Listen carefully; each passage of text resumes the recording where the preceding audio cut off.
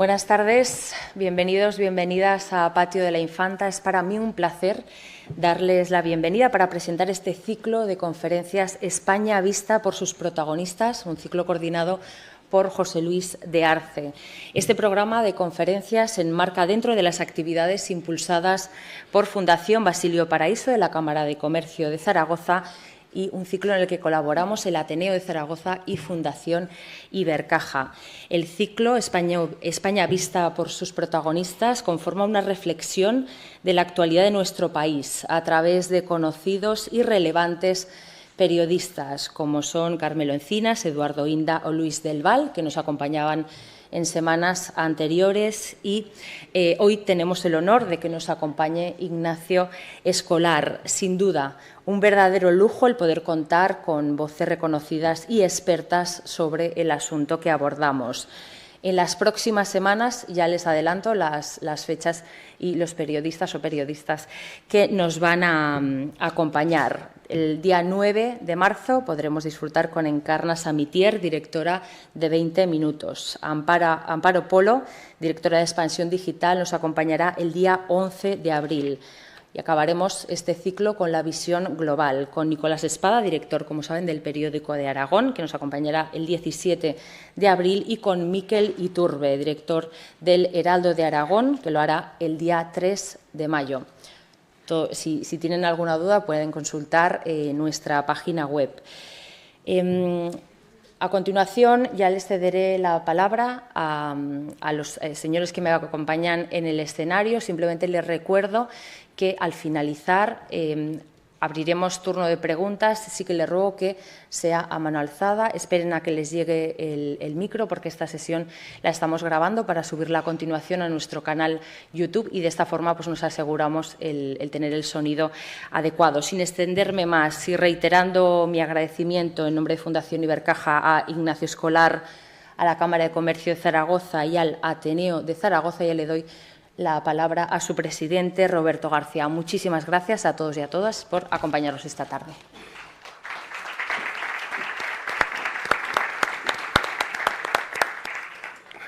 Buenas tardes. En nombre del Ateneo quiero darles las gracias a todos por su asistencia y a nuestros patrocinadores y inmejorables anfitriones, la Cámara de Comercio y la Fundación Basilio Paraíso.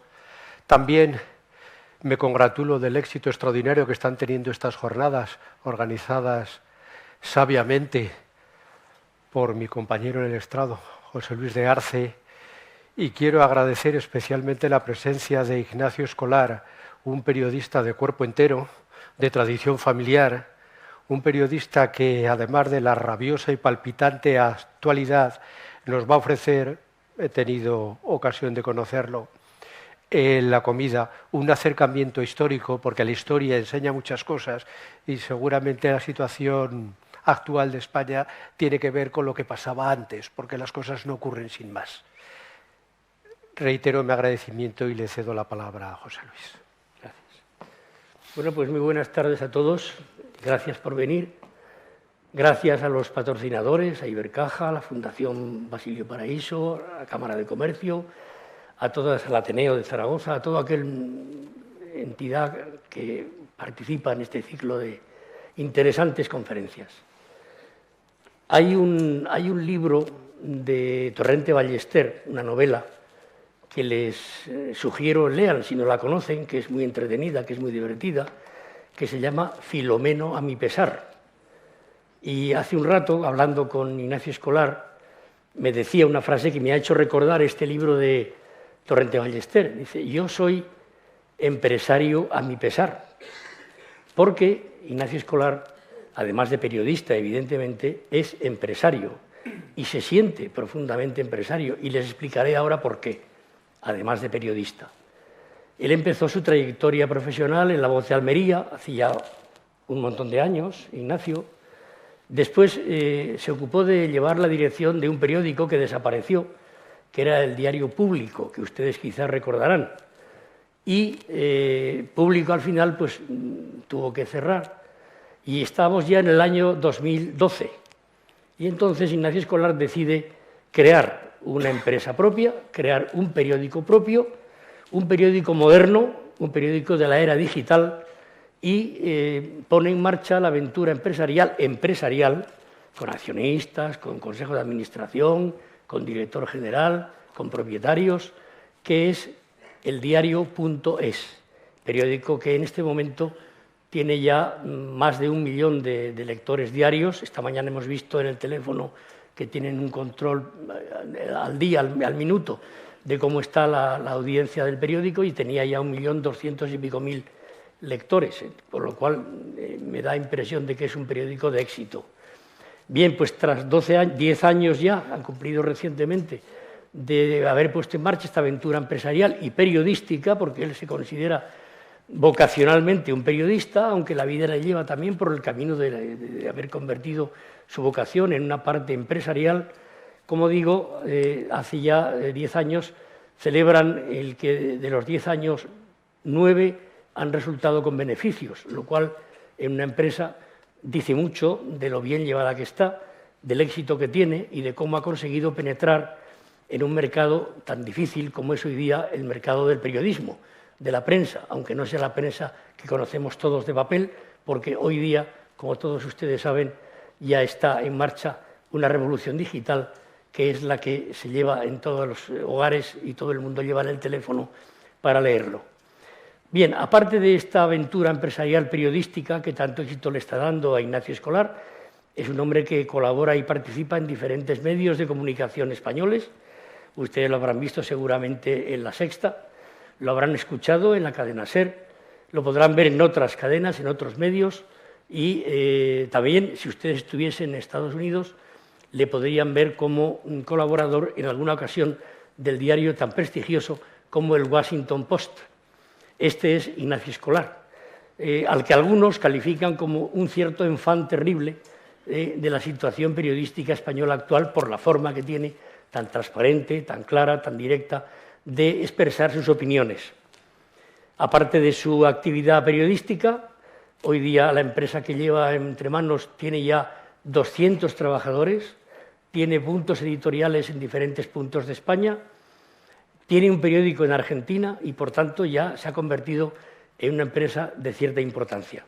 Aparte, digo, de esto, Nacho Escolar ha escrito varios libros, diferentes temas, no entramos ahora en detalles, y ha recibido también algunos premios importantes, entre otros, el Premio a la Excelencia Periodística que convoca cada año la Fundación García Márquez, el famoso y conocido Premio Nobel Gabo. Pues bien, este es Nacho Escolar, un buen amigo que ha compartido con nosotros hoy ya unas horas de estancia en Zaragoza y que tenía ganas de estar con ustedes y de hablarles del tema que nos ocupa en este ciclo, que es cómo ven a la España de hoy algunos periodistas importantes, significativos, con criterio propio, sea el que sea. Y por consiguiente, esta tarde tengo el gusto de presentarles a ustedes allá desde hoy, creo que mi buen amigo Nacho Escolar. Con ustedes, Ignacio Escolar.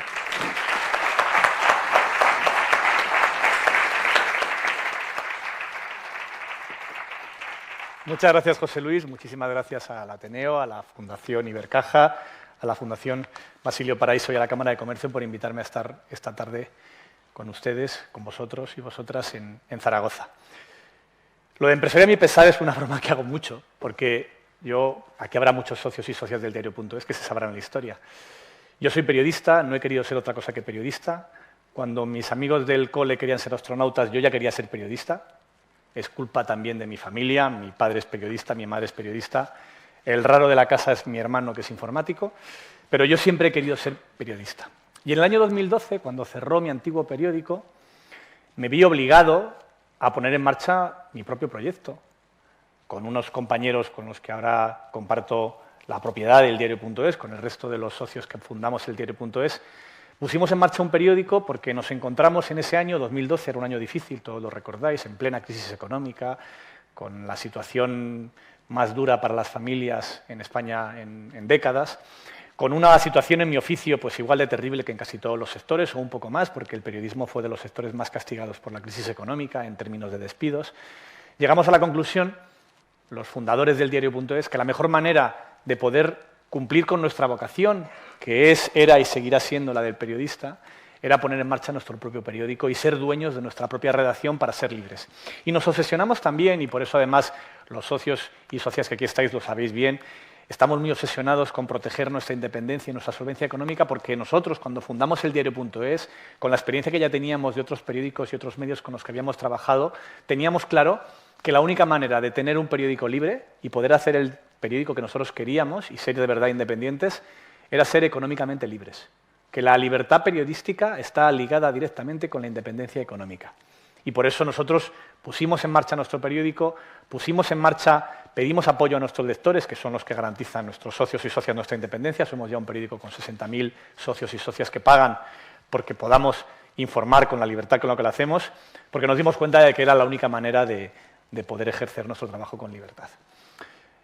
Hecha esta pequeña explicación, porque soy también un poco empresario, vamos a hablar de España. Es un tema que me interesa mucho.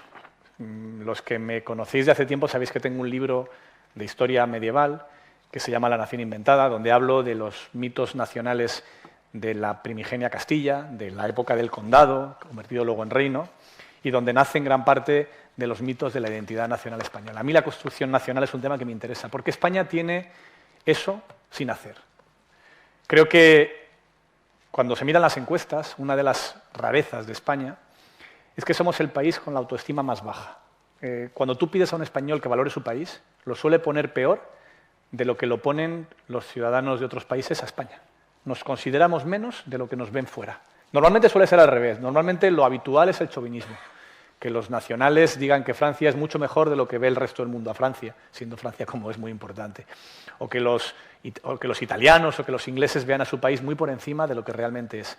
Si tú pides a un español que sitúe a España dónde está en nivel económico respecto a otros países, dónde está en su nivel educativo, dónde está en su nivel, en sus niveles de corrupción, dónde está en cualquier indicador de orgullo o de desafecto, te colocará a España peor de lo que realmente está. Nos consideramos menos de los que somos. Es anómalo. Si le damos una puntuación a España, en el último informe que salió, que lo hizo Foreign Policy, salía, y el Instituto Elcano, salía que España se daba una nota del 60 y pico sobre 100, un 6 con algo, un bien, no llegaba notable. Y que la nota que nos daban los ciudadanos de otros países del mundo a los españoles estaba por encima del 7 sobre 10. Estaba en un 70 y tantos por ciento, en un 70 y algo por ciento, una valoración muy superior a la que nosotros mismos tenemos. Creo que todo esto tiene que ver con nuestra historia. Creo que lo que somos, casi todo lo que somos, para bien o para mal, tiene mucho que ver con nuestra historia. Y en mi opinión, el problema de la nación española, ¿por qué está permanentemente por construir? ¿Por qué siempre está en ese debate de qué es y qué no es España? ¿Por qué hay tantas diferencias en la visión que tiene de España la izquierda, la que tiene la derecha, la que tienen los ciudadanos, no te digo del País Vasco, o de Andalucía, de Aragón y de Madrid también son divergentes? Creo que tiene mucho que ver con nuestra historia y fundamentalmente con el XIX y con buena parte del siglo XX. La nación, la idea de nación, es una idea progresista que nace en la Revolución Francesa. Era una idea muy provocadora. Las personas no son súbditos, sino que son soberanos. Son ciudadanos y ese pueblo es soberano y no tiene un señor, no tiene un rey, sino que es el soberano. El pueblo soberano es una idea que es donde nace la nación en todo el mundo y que nace con la Revolución Francesa. Y cuando llega a España esas ideas de la Revolución Francesa a principios del XIX, obviamente es una idea rechazada abiertamente, frontalmente por la derecha, que en aquel momento es monárquica. El debate izquierda-derecha en España en el XIX era el debate entre los monárquicos y los liberales, entre el Estado del rey, donde los ciudadanos eran súbditos, y el Estado lo que planteaban las Cortes de Cádiz, donde los ciudadanos eran sujetos de derecho y eran soberanos, el pueblo era soberano. Claro, esto desde la derecha se rechaza abiertamente. Y cuando se empieza a aceptar, cuando desde la derecha se empieza a aceptar esta idea de que la nación es un concepto interesante para el país, se hace cometiendo algunos errores. El primero es asumir que la nación en España, primero se dice que no es una buena idea, y después cuando se asume, se dice que ya existía, que estaba construida ya, que la nación española es eterna. Esto es una cosa que se repite mucho también hoy, que esta nación española era igual que los de Numancia, que la Hispania romana, que había un continuo y que no había nada que construir. No hacía falta levantar una nación porque ya existía. El segundo error es pensar, y está derivada de este primer error, es pensar que el pueblo, cuanto más inculto, más nacional. Acordaos lo que fue la llegada de Napoleón. lo que fue la invasión francesa, el breve reinado de José Bonaparte, más conocido como Pepe Botella, y dónde estaban las élites culturales, liberales en aquella época. Se les tachaba de afrancesados, estaban con las ideas modernas que venían desde la Revolución Francesa, entre otras la idea nacional, la idea de la construcción nacional. Claro, el análisis que hacen las élites conservadoras ante lo que ocurre en el 2 de mayo español es pensar, ¿quién ha defendido aquí la patria? ¿Han sido los intelectuales? No, esto es mucho leer libros, pero luego iban con los franceses. Ha sido el pueblo. Ergo, cuanto menos sepa el pueblo y más bruto sea, más nacional, porque es innato. Esto que nos parece una estupidez era entonces el debate de la época, y si a alguno le interesa leer más en detalle sobre este asunto, le recomiendo muchísimo un libro del historiador José Álvarez Junco, que se llama Mater Dolorosa, y que es para mí el que mejor explica lo que ocurre en el 19 español y por qué es tan importante para nuestra historia de hoy. Cuanto más bruto el pueblo, cuanto más analfabeto, cuanto menos se le eduque, más nacional, más patriota. Los traidores son los que leen, son las élites educadas. Y en este error, de este segundo error se pasa al tercero, que es pensar, primero, que del rechazo a la nación se pase al nacionalcatolicismo, que lo que identifica a España, lo que une a España, lo que entiende la idea de España, esa idea nacional, está alrededor de la identidad católica. Claro, de aquí se comete otro fallo, en mi opinión, que es las naciones no son innatas, las naciones se construyen, las construyen los estados, y las construyen con educación y con cultura. Pero ojo, no se pueden construir en el siglo XXI como se hacían en el siglo XIX. En el siglo XIX el Estado tenía un monopolio de la formación y de la cultura y de los medios de comunicación, o de lo que poco que existía entonces, asimilable a medios de comunicación que hoy no tiene. Pero en aquel momento, en esa construcción nacional, se deja la educación a la Iglesia. Claro, la Iglesia educa cristianos, no educa españoles. Cristianos catalanes, cristianos vascos, cristianos aragoneses, cristianos castellanos, pero no educa cristianos españoles. No se crea una identidad nacional compartida. No se crea una nación como se fabrica en Francia, que se fabrica, ojo, los problemas territoriales que tenía la Francia antigua del XIX no son muy distintos a los que tiene España. La pluralidad histórica de sus territorios, del origen histórico de cada uno de ellos, sus coronas previas, no es muy diferente, no es muy distinta. La gran diferencia está en que el Estado francés, que nace con la República, y con sus sucesivas crisis y distintas repúblicas sigue a lo largo del XIX y el XX, es que allí se crea una educación pública que construye la patria, que construye la nación en términos del XIX. ¿Por qué Italia? ¿Por qué Alemania? ¿Por qué Francia? ¿Por qué Reino Unido? Que si lo miras desde ópticas históricas y consideras la patria, cuándo hubo una bandera con esos colores, o cuándo hubo un rey que representó esa idea o ese territorio, en vez de considerarlo cuando hubo una cultura y un pueblo que se ocupó de educarlos en esas ideas, ¿por qué ellos tienen una identidad nacional más fuerte que la nuestra y más homogénea? Porque la construyeron en el XIX. Es para mí de donde viene gran parte de nuestros problemas. Si miras del XIX desastroso, que no solo empieza mal con ese Fernando VII tan desastroso para la... En fin, yo cuando veo a Froilán, por cierto, lo veo clavado, no sé si soy el único, pero es que ves los genes de Fernando VII muy intensos en él. Pero ese Fernando VII y ese desastre que supuso pues, la hipocresía o las mentiras de marchemos todos juntos y yo primero por la senda constitucional y luego traer el absolutismo de vuelta, las guerras carlistas con el desastre de su sucesión y lo que supuso eso para España, el choque entre esa idea de esa España que querían construir los liberales y esa España absolutista que luego pasa al nacionalcatolicismo y que luego termina en la que es casi la cuarta guerra carlista, que es la Guerra Civil Española, y con la victoria de la dictadura y con la España nacional católica construida de manera constante durante 3 décadas sobre una premisa equivocada, que es no construir España. Creo que a partir de ahí ya las identidades nacionales que se crean solo tienen un encaje total y absoluto de esta España en una idea que la derecha sigue sin aceptar, que es una idea de una España plurinacional, que de hecho estaba en el origen del Pacto Constitucional. En el Pacto Constitucional hay una cosa que a mí como periodista, que sabéis que trabajamos con palabras y las palabras nos parecen importantes, lo explica muy bien. En el texto constitucional, cuando se habla de las autonomías, se las define como nacionalidades y regiones. Las nacionalidades y las regiones. ¿Qué es una nacionalidad? Pues en el diccionario en aquella época, hasta que llegó la Constitución, era el oriundo de. Una nacionalidad es que yo soy argentino o español o soy francés o soy belga. Se puso nacionalidad para no poner nación. Se puso nacionalidad y no nación para no irritar a las fuerzas de la época que estaban en contra del modelo democrático que empezaban a hacer y que no eran fuerzas débiles porque acabaron con un golpe de Estado en el 81.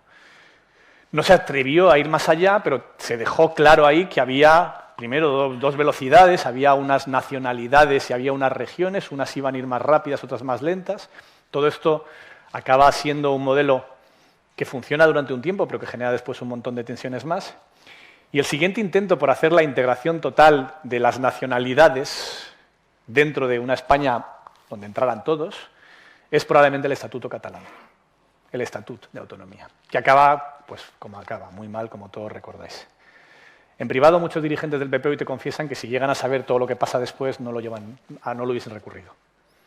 Porque ese estatut, que había sido votado de manera mayoritaria por el Parlamento catalán, la mayoría absoluta, que fue votado de manera mayoritaria por el Parlamento español, mayoría absoluta en el Congreso de los Diputados, y que fue votado de manera mayoritaria por los catalanes en referéndum, después fue anulado por una sentencia del Constitucional, que anuló algunos artículos que siguen en vigor en estatutos de otras autonomías, como el Estatuto andaluz o el Estatuto valenciano, pero que los anuló en el Estatuto catalán, y que provocó, yo creo, una grieta democrática, que es, se había iniciado una reforma con consenso de todos los afectados, el Parlamento autonómico, el Parlamento nacional, los ciudadanos de ese territorio, como se reformaban todos los estatutos, que suponía un encaje de integración de Cataluña en España y que acabó frustrado con una sentencia constitucional divididísima, con muchas dudas sobre no hablo de su legitimidad, que la tiene toda, pero sí sobre su autoridad moral sobre los propios ciudadanos catalanes, acordados de los recursos de recusación sobre algunos de los jueces, tú puedes votar pero tú no, pero ¿por qué tú no y yo sí? Todo esto acabó provocando lo que pasó después, que es que el independentismo en catalán, que estaba en porcentajes del 7, del 8, por debajo del 10% durante décadas, de repente se disparó en Cataluña. Y no solamente es causa de este fracaso del proceso estatutario catalán, yo creo que también influye mucho pues, que Artur Mas primero está en los recortes y después encuentra una bandera donde le sigue más gente y pasa de rechazar abiertamente el independentismo a ponerse al frente de la manifestación por las tensiones que había en aquel momento por la crisis económica. Y tiene que ver también con que Rajoy, o porque no puede o porque no quiere, no intenta un diálogo y le da una salida a Convergencia, que no era lo que luego fue Junts, para intentar reconducir la situación. El caso es que explota. Y nos encontramos con una crisis que tiene que ver con el encaje de una nacionalidad, por llamarlo como lo llama la Constitución, que es Cataluña, dentro de una España que tiene que ser más amplia. Que probablemente, si la construcción nacional del 19 hubiese sido otra, no tendríamos estos problemas en el 20, ni en el 21, no hubiesen existido. Porque no hay mucha diferencia entre la historia de Cataluña o la de Aragón o la de Castilla con la de los numerosos territorios, reinos, regiones, condados y marquesados que existían en la Francia prerrepublicana. Pero en Francia, en el 19, hicieron los deberes y aquí no los hicimos. He hablado demasiado de historia, vamos a hablar del presente, ¿no? Porque me han pedido que hable un poco de la España del presente, pero sabéis que el tema de España a mí me gusta abordarlo y aparte que creo que otro de los problemas por los cuales se ve este fracaso en la construcción nacional de España del 19 y del 20 tiene que ver con que en la España es una palabra incluso que no se atreve a decir la izquierda en algunos sitios y que se sustituye por un eufemismo, el Estado español. ¿Qué es el Estado español? Pues España. Y incluso se llama en ámbito estatal, no español, para no utilizar la palabra España. Que también tiene que ver con que la España que vivió esos territorios, nacionalidad o región, durante siglo y medio, era una España donde no cabían ellos, de la que en parte fueron muchos de los españoles expulsados en la guerra civil y en la dictadura y en la represión por ser la anti-España, porque no cabían en la idea de España que tenía aquella derecha y aquella dictadura, no entraban. Y entonces, como no entraban, o a la tumba o al exilio. Y por eso después, en esa reconstrucción y en ese pacto constitucional del 78, a pesar de los intentos por volver a integrar, han quedado aristas por arreglar, ¿no? Han quedado asuntos pendientes que siguen estando ahí y que explican por qué pasa esto de la baja autoestima de qué es España y qué significa este país en el mundo, ¿no? Pero vayamos al modelo actual. Yo creo que también lo que ha pasado en España en los últimos años tiene mucho que ver con esta historia, ¿no? Año 2015, a partir de 2015 la derecha deja de tener mayoría en el Parlamento español, la pierde, dura 3 años más, desde el diciembre de 2015 hasta la moción de censura, pero por la imposibilidad del bloque de izquierdas y vamos a llamar la tercera España, aunque ellos no se llamarían nunca así, independentistas catalanes, vascos, de ponerse de acuerdo para ofrecer una alternativa. Son 3 años en los cuales, además, no solamente porque no sean capaces de entenderse porque los independentistas o los nacionalistas no estén de acuerdo, sino también porque el propio PSOE tiene muchas dudas sobre ese acuerdo. Y estamos 3 años con 4 elecciones, acordaos, no es una cosa corta, en la que hay una situación de inestabilidad, complejidad para hacer los presupuestos, porque no existe una mayoría de gobierno, no la tiene la izquierda, después de la caída del bipartidismo no lo consigue la izquierda, tampoco lo consigue la derecha, por las mismas razones. Y en estas 4 últimas elecciones, 15, 16, 19 y 19, hay un empate permanente entre 2 bloques que ninguno de los 2 por sí mismo es capaz de articular una mayoría. Hasta que la logra, o finalmente la afronta Pedro Sánchez cuando aborda la moción de censura y los gobiernos posteriores. Y probablemente ahí, en esa nueva mayoría, empiezan algunos de los problemas que hoy tiene el Gobierno a la hora de explicar su proyecto en España, ¿no? Si tú evalúas, y esto no os pido que lo hagáis cada uno de vosotros, pero si vas a las encuestas y miras qué dicen los españoles en encuestas sobre las principales medidas del Gobierno, pues no sé, la última es la reforma del aborto.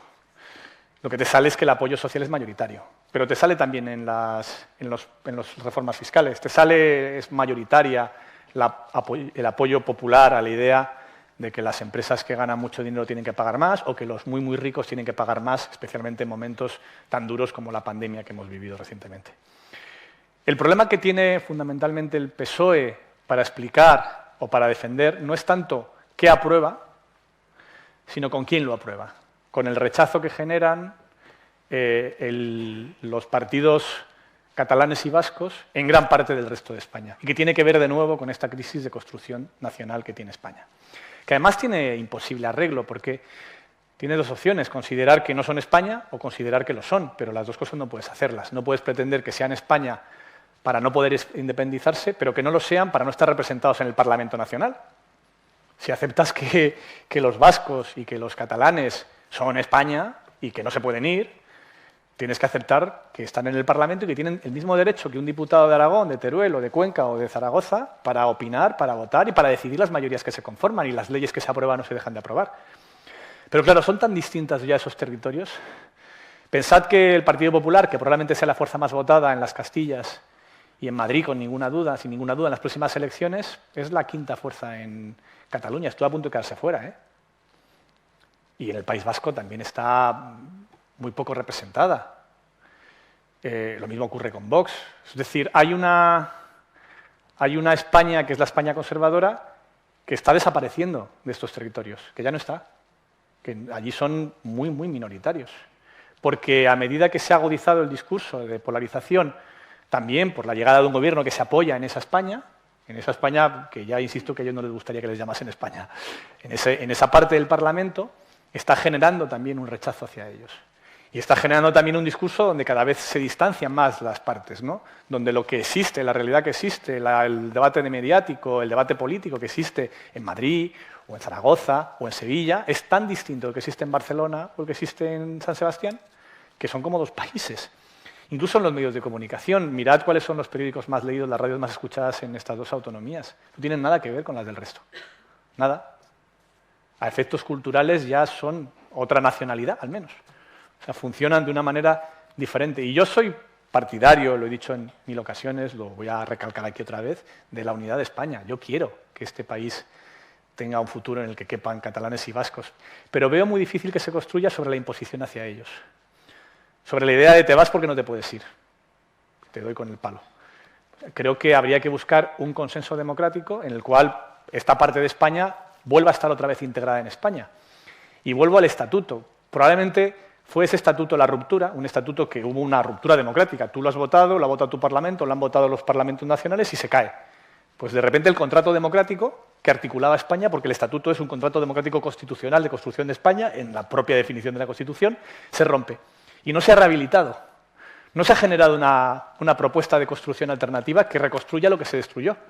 porque lo que salió luego como estatuto no era lo que habían votado los ciudadanos catalanes en referéndum ni el Parlamento catalán. Así que yo soy partidario de una votación, no la de un referéndum de independencia, pero sí la de un referéndum de reforma, que es un estatuto. Volvemos al tema político español, porque yo sé que si no en las preguntas me vais a preguntar solo por eso, porque no lo he omitido en el discurso y sí que quiero llegar a las preguntas para que tengáis tiempo de intervenir. Vamos a una campaña electoral donde no vamos a tener muchas novedades sobre los discursos que estamos viendo. Va a ser bastante aburrido. Nosotros en el periódico estamos buscando la manera de salirnos del debate de todos los días, que se puede resumir muy bien en lo que ocurrió en el Pleno del Parlamento, en la sesión de control de este miércoles. Le dijo Pedro Sánchez Cuca Gamarra: me está preguntando lo mismo que la semana pasada. Y le respondió Cuca Gamarra a Sánchez: y usted me está respondiendo lo mismo. Y es así. En un lado, la ley del sí es sí, la cesión a los independentistas, vendemos España a los catalanes y a los vascos, de rodillas ante ETA. En el otro lado, España, la economía va muy bien, y usted me pregunta siempre lo mismo. ¿Cuál es la fortaleza del gobierno de coalición? Pues yo las veo bastante claras. La fundamental, para mí, es la coyuntura económica. Hay problemas gravísimos, pero hemos pasado en estos últimos 4 años por una pandemia, una guerra en Ucrania con una crisis de los combustibles brutales y un proceso de inflación posterior y hasta un volcán. No ha faltado de nada en estos últimos años y en esta legislatura.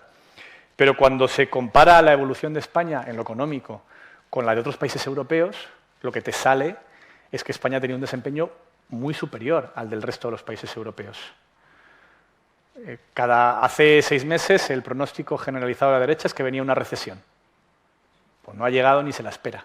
Cada vez que hay una revisión de los pronósticos económicos en España, el último ha sido el Banco de España, pero hace poco hubo otro de la Comisión Europea y hace poco hubo otro del FMI. Todos es para elevar a la alza una previsión que ya decía que España iba a ser el país de la UE que más iba a crecer y que mejor iba a aguantar este año, después de crecer un 5,5% el anterior.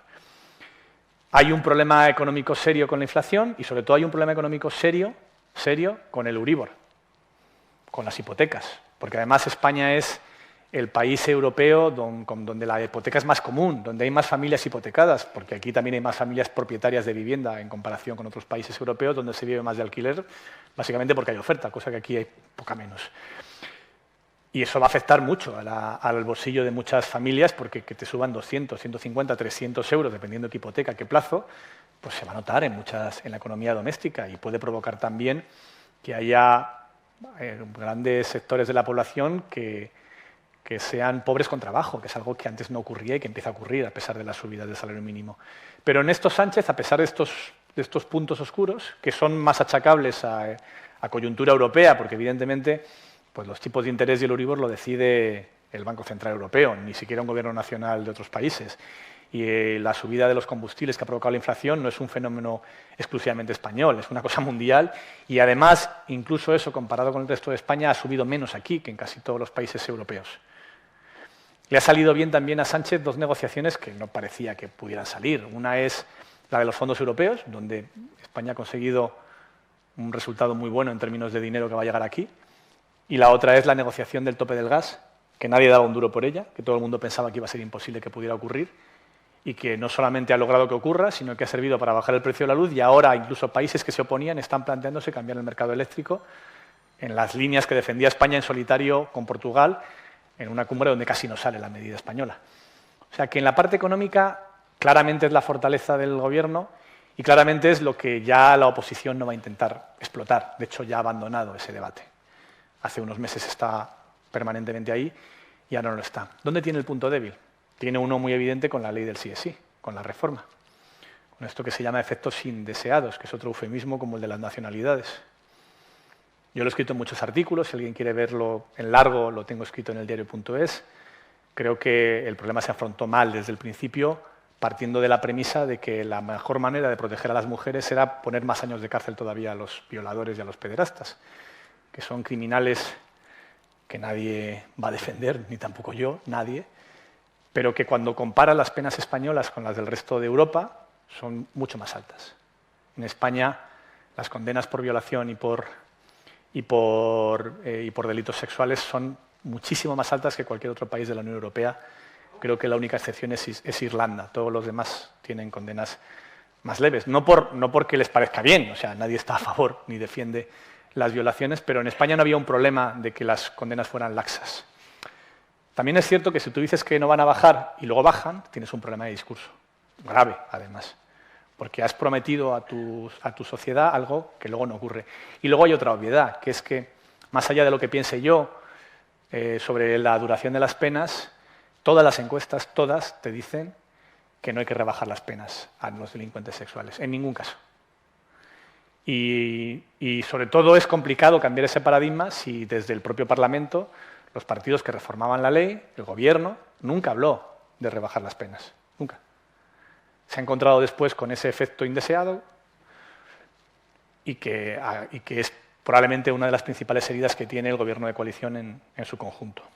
Y luego, lo que más está movilizando al voto conservador y también está retrayendo alguna parte de los votos progresistas es de nuevo el problema nacional, es esta historia de España que os contaba antes, es esa división cada vez mayor de la que va cristalizando en sucesos como el 1 de octubre, que son eso que ocurrió en Cataluña en el Procés, es padre directo de la extrema derecha y de Vox en España. No existiría Vox, probablemente, sin lo que supuso de empuje al nacionalismo español contra el nacionalismo catalán los sucesos del 1 de octubre catalán, y que le llevan al Gobierno a la siguiente contradicción, que es, tiene dos opciones: aprobar los presupuestos todos los años o no aprobarlos. Aprobar la reforma laboral o no aprobarla. Puedes legislar o puedes no legislar. Pero si legislas tendrás que hacerlo con los votos de Bildu, con los votos de Esquerra. Que en el caso de la reforma laboral Esquerra estuvo en contra y Bildu también, y salió por la mínima. En el caso de los presupuestos han logrado el Gobierno, contra todo pronóstico y con una situación de debilidad parlamentaria enorme, sacar los presupuestos en tiempo y forma todos los años de la legislatura, cosa que no pasaba antes. Pero claro, a ese votante de Sevilla, que está a favor de la reforma laboral, o de la ley de la eutanasia, o de la ley de bienestar animal, o de muchas de las otras leyes progresistas que han salido adelante con apoyos masivos en el Parlamento, no le gusta que se pacte con Bildu o con Esquerra. Y el principal punto débil del Gobierno actual es que ha sido el primero en poner en marcha un juego de minorías donde ya no tienes la capacidad de gobernar en solitario. Ni siquiera con tu bloque de izquierdas. Ya le gustaría al PSOE y a Podemos y Unidas Podemos gobernar ellos en solitario. Ni siquiera con eso te vale. Tienes que ir a un Parlamento tremendamente fragmentado, que representa un país fragmentado, porque ese país es este, el que tenemos, que viene de donde viene, de la falta de una construcción nacional digna de tal nombre, y que te lleva a estas contradicciones, a estas debilidades que tiene el Gobierno. Y luego, para terminar, y ahora paso a vuestras preguntas, que seguro que serán más interesantes que lo que os he contado yo, creo que también hay un problema con la construcción de la prensa, en la construcción de la idea nacional de España. A que cuando llueve en Madrid no llueve en toda España. A que cuando llueve en Madrid, nieva en Madrid no nieva en toda España. ¿Y por qué si nieva en Madrid nieva en toda España? ¿Qué pasa? ¿Que en el resto de España no nieva? Eso tiene que ver con cómo están los medios en España. Los medios nacionales son casi todos medios madrileños, preocupados por los debates madrileños, que muchas veces no tienen absolutamente nada que ver con los debates nacionales o españoles, y que además construyen un país que es muy distinto a los debates que ocurren en Madrid, completamente diferente. Nosotros en el diario.es, una de las cosas que llevamos más a gala es que presumimos de ser un medio español de verdad, porque tenemos una redacción en todas las autonomías, salvo en 2 que estamos a punto de lograrlo. Tardo menos en explicar cuáles nos faltan. Vamos a lanzar Asturias dentro de escasas semanas, estamos a punto de contratar a su directora, y vamos a lanzar también una edición en La Rioja, espero que pronto también. Y ya tendremos 17 ediciones locales, autonómicas. 17 redacciones, una en Zaragoza, pero también tenemos en Santiago de Compostela, en Vitoria, en Murcia, en Valencia, en Mérida, en Sevilla, en fin, en todas las autonomías españolas. Y eso a mí me permite tener 120 personas trabajando en el diario.es en Madrid, de los cuales alrededor de 90 somos periodistas, pero también tener otros 70 repartidos por toda España, contar España, que no es contar Madrid. Yo creo que uno de los problemas que genera también la integración de Cataluña en España tiene mucho que ver con esa polarización y enfrentamiento permanente con Madrid. Hace muchos años, cuando lancé Público, me reuní con gente de Convergencia para contarle el proyecto de público. Y decíamos, no, nosotros queremos tender puentes, queremos construir una España plural. Y lo que me respondieron allí, no quiero decirle interlocutor, pero lo que me respondieron fue, no queremos puentes, vamos a volarlos todos. No nos interesa. Porque al nacionalismo catalán le va mucho mejor que la voz de la prensa y de España sea Federico Jiménez Los Santos. Le va mejor. Es más fácil generar patria contra un enemigo. Y si el enemigo combate, tú combates más y te reafirmas y generas una España invivible. Y creo que en eso una de las apuestas, y ya con esto voy terminando de verdad, más arriesgadas y tal vez osadas que ha llevado el Gobierno es intentar bajar el lío con Cataluña, la inflamación con Cataluña. Donde se ha hecho, bueno, se ha asumido probablemente algunos de los riesgos más gordos de la legislatura, no solo con los indultos, sino también con la reforma de la sedición y la malversación, sobre todo la malversación, que ya te entrabas en un terreno donde incluso entre gran parte de los votantes de la coalición no había muchas dudas, había muchos peros. Obviamente eso se ha hecho, en mi opinión, no tanto como retrata la derecha, porque son imprescindibles sus votos para llegar a pactos parlamentarios, porque muchas de las leyes del Estado del Parlamento español se han logrado sin el apoyo de Esquerra, pienso en la reforma laboral, porque los presupuestos generales del Estado ya estaban aprobados. Se han hecho sobre todo porque hay un convencimiento en el Gobierno de que a largo plazo, cuando la gente compare cómo estaba Cataluña en 2018 a cómo está hoy, pues notará la diferencia. Yo recuerdo cuando los telediarios abrían con coches quemándose por las Ramblas. Vamos, que no ha pasado tanto tiempo, ¿eh? Y recuerdo también cuando cualquier debate político en Cataluña era solamente sobre el independentismo, era el único eje y no se hablaba de nada más. Y ahora veo que se aprueba un Parlamento, se aprueban unos presupuestos generales en Cataluña donde se ha roto el bloque independentista, donde Esquerra está pactando con el PSC cosas de las de comer, de qué pasa con la sanidad, qué pasa con la educación, qué pasa con las carreteras, o sea, debates que creo que aportan mucho más a la ciudadanía que si hacemos otro referéndum unilateral. Pero esto es algo que probablemente en Cataluña le vaya a dar un buen resultado a la izquierda y al Gobierno, pero que fuera de Cataluña va a costar mucho explicar, porque mucha gente no lo entiende. Y porque además también se ha generado un ambiente donde es difícil que se pueda contar. ¿Cuál es la ventaja del PP en estas elecciones que vienen ahora? Pues la fundamental es que eran 3 y son 2, que ha desaparecido Ciudadanos, que no va a existir Ciudadanos, que además, como en medio hay primero unas elecciones autonómicas y municipales, no va a haber, yo ya dudo que haya una lista en las generales, porque van a quedarse tantas fuera en las municipales y autonómicas que dudo que se vayan a presentar siquiera en las generales, porque si lo hacen vayan a subir por encima del 2%. Y esto, por pura aritmética, le da al Partido Popular y a Feijóo un importante empuje. En estas autonómicas y municipales, hacer la cuenta, es sencilla.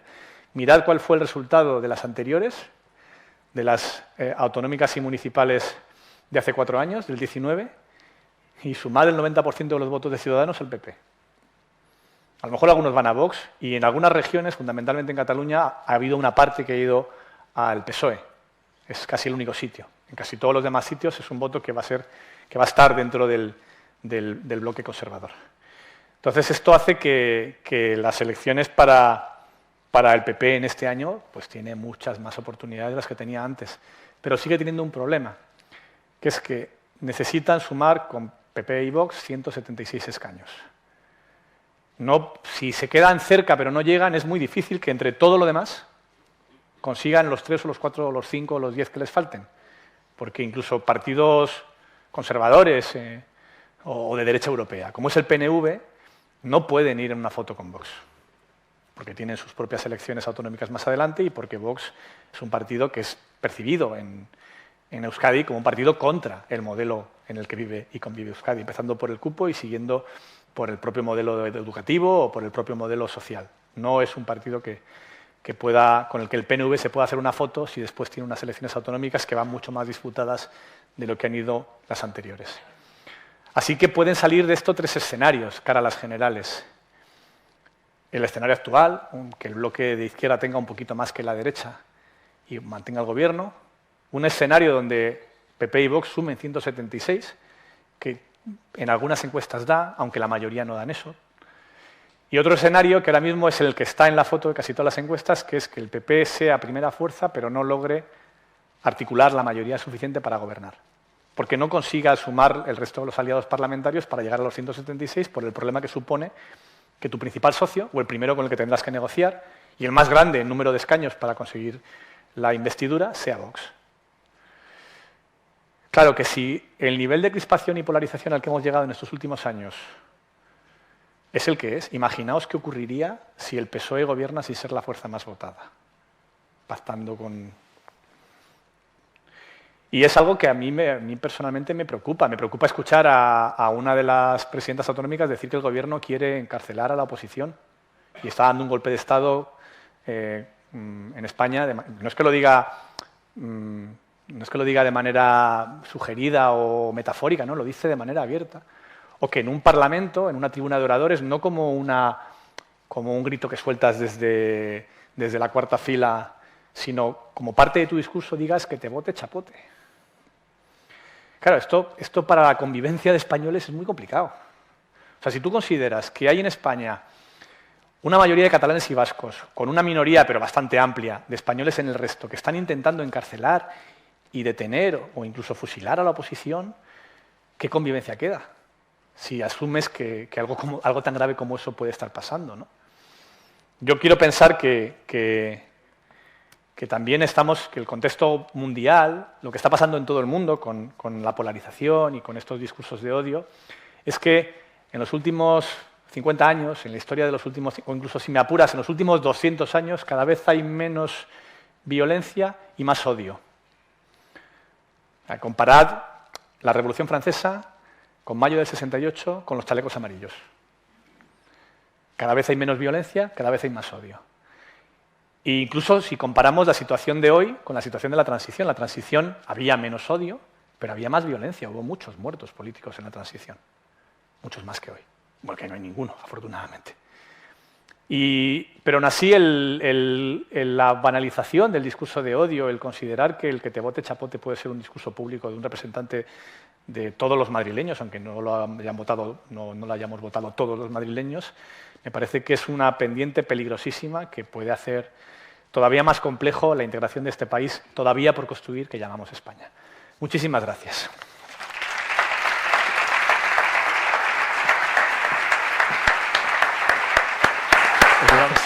Oye, ¿me verás tú? ¿Me verás tú?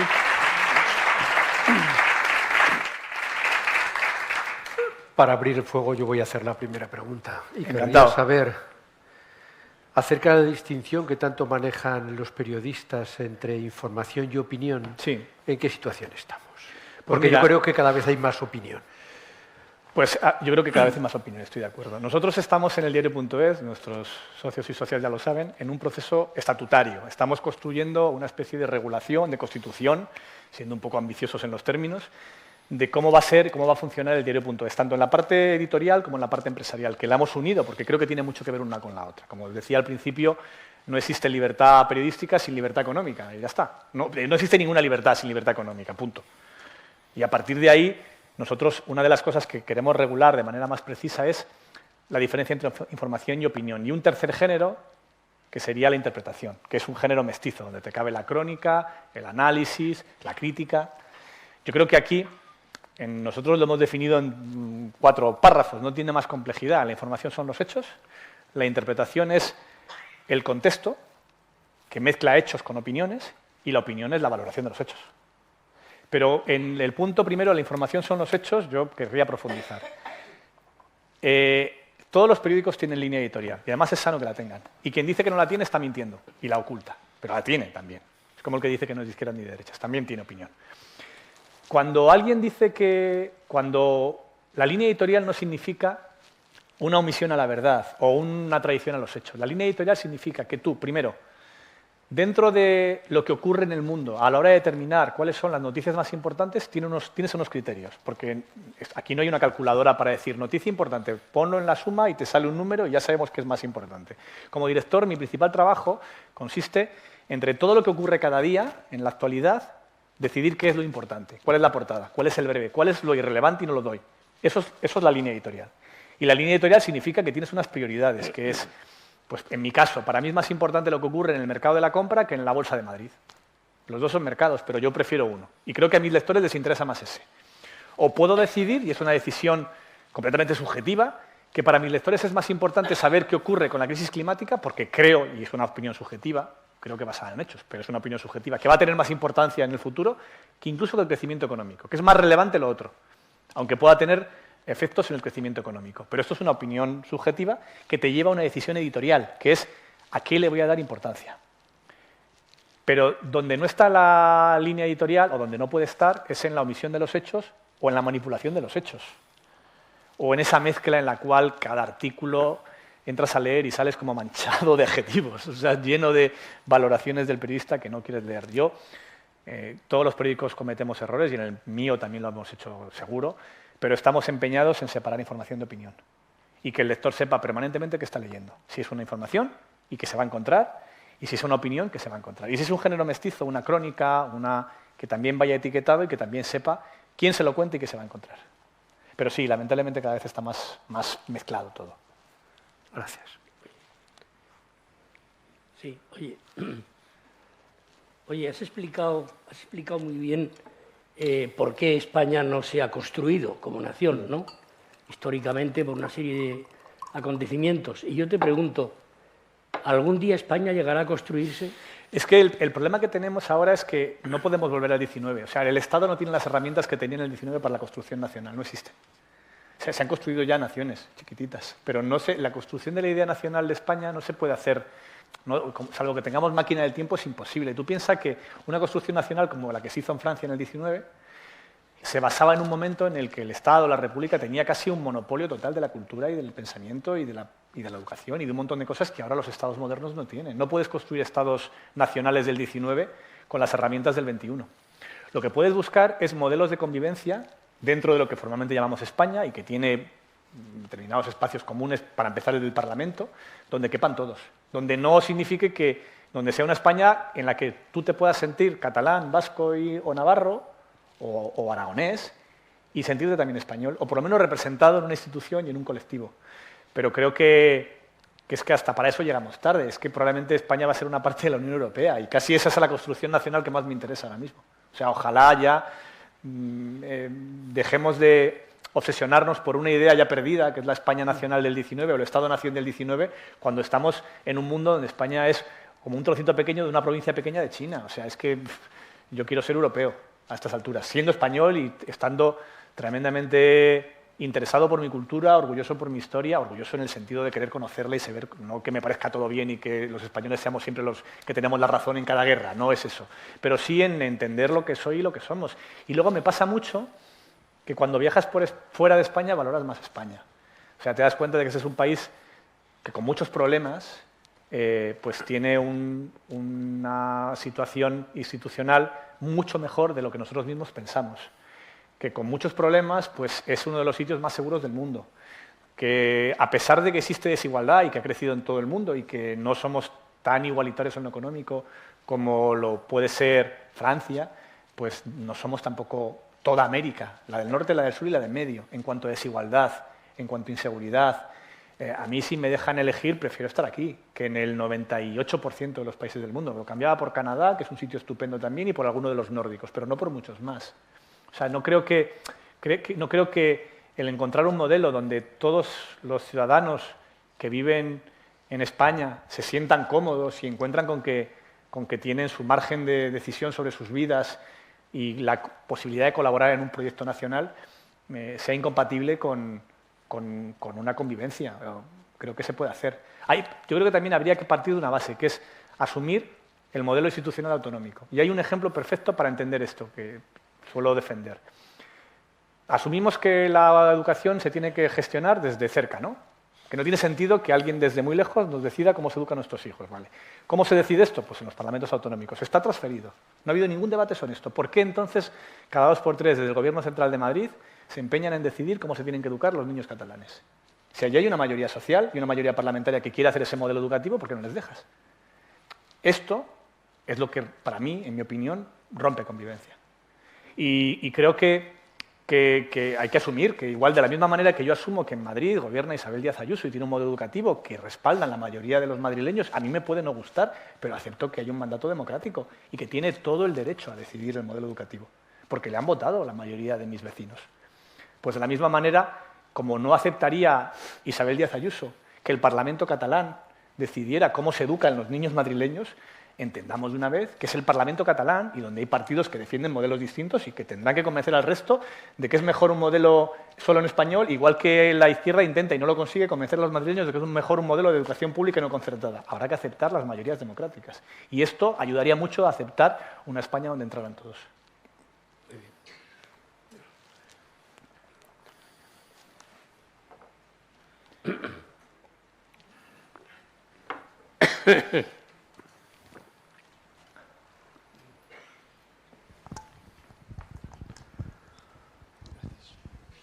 Hola, buenas tardes. ¿Qué tal?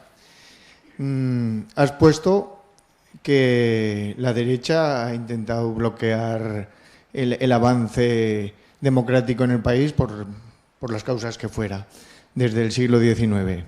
Y en última instancia también has puesto el papel que habían tenido y que tienen los medios de comunicación en ese avance. Y creo que se ha dejado en el tintero una cosa. El Partido Socialista, ¿qué papel opina usted que ha tenido desde la transición? No digamos ya desde el 34, sino desde la transición hasta estos momentos, porque el Partido Socialista que está ahora dirigiendo Sánchez, evidentemente no es el Partido Socialista que dirigió Felipe González. No, pero no a mí sí, no tiene nada que ver, y tampoco tiene nada que ver el Felipe González del 77 con el que vemos hoy, vamos. Ajá. O sea, no hay más que comparar discursos. Sí. Entonces y hay hemeroteca, ¿eh? Sí, me interesaría saber qué opinión tiene usted de ese transcurso de la vida de la nueva democracia del Partido Socialista y qué futuro tiene el Partido Socialista o cómo tendría que actuar en el futuro. Porque, vamos, a mí personalmente me defraudó un poco el desarrollo que tuvo. Cuando entró cuando vino la democracia, yo tenía 15 años, ahora tengo 63. Y yo entonces, aquí éramos todos, la mayoría éramos, como dijo una persona, idiotas políticos. No sabíamos, después de 40 años de dictadura, no sabíamos de política nada. He ido aprendiendo algo y creo que he aprendido algunas cosas, pero me falta muchísimo por aprender. Y yo primero abracé el Partido Socialista como una fuerza renovadora. Yo no lo comparaba con la derecha, porque la derecha que yo había conocido era la de Franco y allí poca referencia tenía. Y me gusta algo de las derechas europeas o de las derechas liberales europeas. Pero veo que el Partido Socialista no ha cumplido su papel hasta ahora. Y ahora a lo mejor, cuando lo está intentando cumplir Pedro Sánchez, está teniendo unos problemas tremendos. Entonces me gustaría saber su opinión. Gracias. Yo creo que los partidos, se suele culpar a los partidos como si fuesen fuerzas exógenas a la sociedad, cuando en realidad representan la sociedad.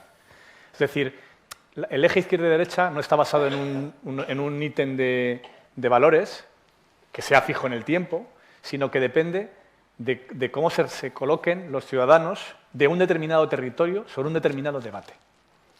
¿Cómo lo explico? ¿Por qué Emiliano García Paje dice cosas tan distintas a la que dice Pedro Sánchez? Porque Emiliano García Paje quiere ganar las elecciones en un territorio que se llama Castilla-La Mancha, que en las elecciones generales vota a la derecha. Y él está intentando colocarse en un sitio donde tenga al menos la mitad más uno, como dicen los de Boca Juniors en Argentina, de su sociedad. Es decir, que los partidos políticos mayoritarios, normalmente en España y en todo el mundo, son reflejo de las evoluciones políticas de sus sociedades. Y por eso no es igual el PSOE de los 70 que el PSOE del 2023. No tiene nada que ver, porque las sociedades evolucionan. Incluso también pasa con la derecha. Tú piensas que hemos visto a Feijóo en estas últimas semanas, me ha encantado, por cierto, decir tres cosas distintas del aborto, ¿no? Primero dijo, el aborto es un derecho, y esta ley me parece correcta. Después salió Feijóo a decir que no es un derecho, que no es un derecho. Y luego salió Feijóo diciendo, no es un derecho fundamental, es un derecho sanitario, que es un término jurídico que yo no acabo de entender. Y creo que nadie lo entiende. ¿Por qué hace esto Feijóo?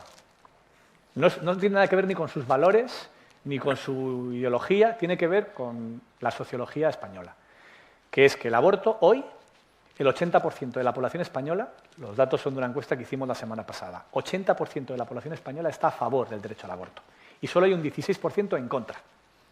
Y ahí hay un 4% que pues, no responde o no sabe. Pero fíjate la mayoría social que es eso. Es brutal. incluso entre los votantes del Partido Popular, porque es que lo más llamativo de esta encuesta es que hacíamos segmentación por partidos, es que el 60% de los votantes del PP está a favor del derecho al aborto y solo un 30% está en contra. Nos salía también una cosa bastante llamativa, que es que incluso los votantes de Vox de forma mayoritaria están a favor del derecho al aborto. ¿Por qué ha evolucionado el PP? ¿Por qué está en una posición distinta? Porque quiere representar a España, o por lo menos a su electorado. Y entonces, cuando las sociedades abandonan determinadas posiciones, los partidos van detrás. ¿Quiere decir esto que las élites, es decir, los partidos, no tienen margen de maniobra para liderar cambios? Muchísimas veces sí. Y que incluso esos cambios luego son, aunque sean impopulares en un principio, luego se convierten en algo inamovible. Por ejemplo, Zapatero hizo la ley del matrimonio gay. ¿Había un apoyo social mayoritario? Pues no especialmente. Pero una vez aprobado, sí que existe ese apoyo social. Porque ni se ha roto el matrimonio, ni se ha roto España, ni ha pasado nada de los pronósticos absurdos que se hacían con aquella ley. Ni se ha casado nadie con su perro, ni ninguna tontería de esas que se dijeron en aquella época. Y en el momento que llega eso, el mismo PP que te llevaba al Constitucional la ley del matrimonio gay, pues ves a Rajoy haciendo la conga en la boda de Javier Maroto, que se casa con otro señor. Pues porque la sociedad avanza. Al PSOE le pasa lo mismo. De hecho, normalmente a los partidos grandes, estos movimientos, cuando los miras en los años, tienen que ver con la evolución de las sociedades, con cómo van cambiando las sociedades y cómo los representantes se van pareciendo a los nuevos representados. Entonces creo que probablemente el PSOE de Felipe era la máxima izquierda que podía soportar la España de después de la dictadura, por hacerte el resumen final. Hola. ¿Y allí? Sí. Hola. ¿Qué tal? Aprovechando que estaba aquí, pues digo... Te has colado. Perdón. Bueno, bienvenido a Zaragoza y que esté pasándolo bien con nosotros. Respondiéndole un poco a este señor que ha dicho lo de Felipe González, los que somos incluso mayores que él todavía recordamos lo del rodillo socialista de aquellos tiempos. Frase que ahora nos suena, porque parece que todo esto de asalto al Poder Judicial, todos estos líos, la Dolores Delgado, bueno, estas cosas que incluso a los que no tenemos ningún estudio de derecho nos parecen una barbaridad. Bueno, ya veremos a ver qué dice Europa, ¿no?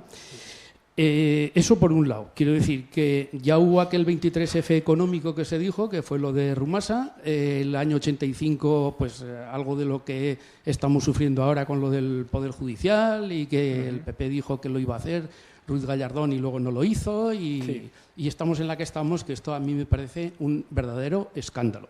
De hecho, Europa creo que ya ha dado 2 toques al menos. Sí, dos. De que tienen que renovar el Consejo. Como mínimo, sí. Pero en condiciones, quiero decir, bueno, no poniendo a lo mejor personas que van a decidir sobre lo que han legislado, como es el ministro, que ahora Campo, que se tiene que retirar de alguno de los casos, o incluso Conde Pumpido, que dice que él no se retira por encima de todo, vamos, como un panzer, o sea, a él le rebota todo. Bueno, ya veremos a ver dónde para la cosa. Bien, lo que yo le quería decir, me ha extrañado, bueno, no me ha extrañado, quiero decir, respondiéndole un poco quizá a esto que dice de que hay una tensión, pues claro, hay una tensión, pero ¿quién ha empezado con la tensión? O sea, ha habido muchos muertos de ETA en ambos lados. Bien que hagamos una amnistía, que ya se hizo. Luego, después de la amnistía, hubo muchos muertos también. Vamos a pasar página también.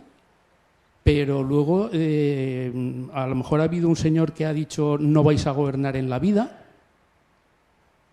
Y todos sabemos quién es, ¿no? Alguien dijo, es que vosotros ya no vais o sea, porque nosotros vamos a legislar de manera que no podáis entrar. Lo dijo... ¿Pero cuál es la pregunta? Es que entiendo que te refieres no, a las no, intervenciones la pregunta de iglesias... la pregunta es que bien, que sí, que hay... ¿Cómo hemos llegado a esta situación? Porque ahora resulta que están muy tensos conforme a que hay quien amenaza que si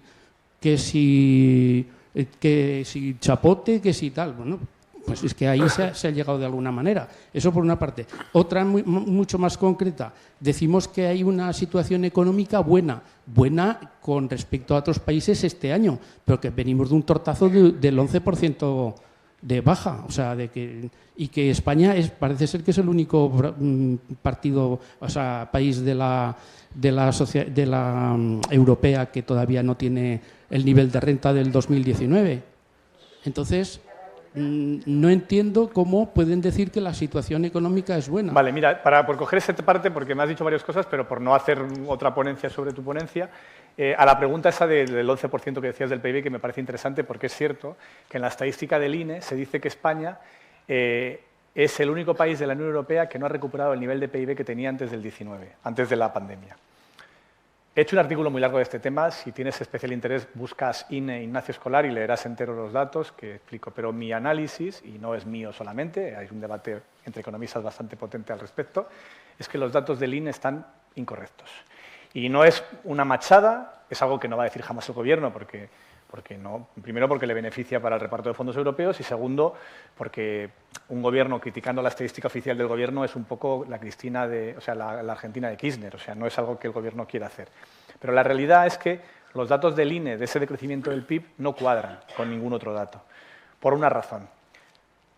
Históricamente, la evolución del PIB y la evolución del empleo han ido parejas. Históricamente, la evolución del PIB y la evolución de la recaudación fiscal han ido parejas, siempre. Y además es bastante razonable. Los empresarios contratan si la economía va mal, va bien, y despiden si va mal. No hay ningún empresario que contrate contra el ciclo, muy pocos, salvo los de la persecución de morosos, pero todos los demás van con el ciclo económico. Yo creo personalmente, y muchos economistas también lo ven así, y hay mucha literatura al respecto, que el INE midió mal esos datos, el 11% de caída. Publicamos recientemente un artículo bastante interesante de un estadístico que se llama Francisco Melis, que trabajó muchos años en el INE, que daba un dato interesantísimo para ver esto que digo de que el PIB español del 11% de caída es irreal. Decía que por primera vez en España teníamos IVA, fraude fiscal negativo, que esto es un absurdo que consiste en lo siguiente. Normalmente el INE hace una estimación del consumo, que siempre es inferior a lo que se recauda por consumo, por IVA, por motivos obvios, porque existe la economía sumergida. Pues bien, llevamos varios años donde la recaudación por IVA es superior a lo que dice el INE que se consume, que es un absurdo que solo se explica si el dato del INE está mal. El otro absurdo, estamos en casi 1 millón más de empleos que antes de la pandemia. ¿Cómo es posible que tengamos una economía más pequeña que antes de la pandemia? Pues ahí hay un dato que claramente falla. Y luego, respecto a cuando decías esto de que no vas a volver a gobernar, de Pablo Iglesias, yo creo que los discursos parlamentarios pueden ser muy exagerados y decir esto se podía interpretar, como lo interpretó alguna prensa conservadora y algunos políticos, como una amenaza a la oposición de nos vamos a dejar gobernar, pero ¿cómo exactamente? ¿Alguien se imagina que el Gobierno vaya a cambiar alguna ley para impedir que haya un gobierno de la derecha si ganan las elecciones? Yo es que no vivo en ese país. O sea, no me creo que viva en ese país. Cuando la derecha hace acusaciones al gobierno de gobierno poco democrático, exactamente iguales a las que hacen los independentistas catalanes, pues yo miro el informe internacional de transparencia sobre calidad democrática que dice que España es una democracia plena. Y una democracia plena donde la oposición puede decir que te vote chapote sin que detengan a nadie y donde recientemente han salido un montón de opositores, esto sí, de un país con problemas democráticos, de Nicaragua, y que se han refugiado en España, a lo mejor porque pensaban que en otra dictadura estarían cómodos.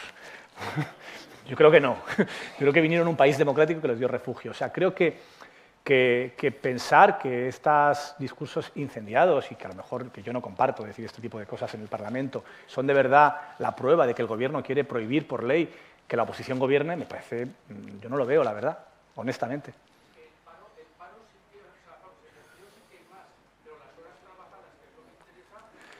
Entramos en el debate sobre la medición del INE. El INE mide el paro y las horas trabajadas por una encuesta, que está muy bien para el siglo XIX también, porque no había manera de saber lo que trabajaba la gente. Pero ahora tenemos los datos en tiempo real de la Seguridad Social, donde se ven exactamente los contratos. Por ejemplo, para medir el consumo, el INE hace también unas estimaciones monísimas con encuestas. Y hasta hace poco preguntaba por el precio del CD-RON. O sea que fíjate si estaba actualizado, ¿no? El CD-RON, no estoy exagerando, hasta el 2021, el CD-RON.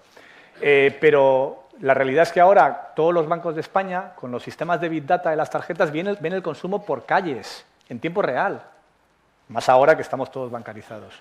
Es decir, que creo que existe un problema, y no lo creo yo, hay muchísimos más economistas que lo piensan, aunque no todos lo digan públicamente, con la medición del INE, porque no cuadra un solo dato, no cuadra. Otro dato del INE.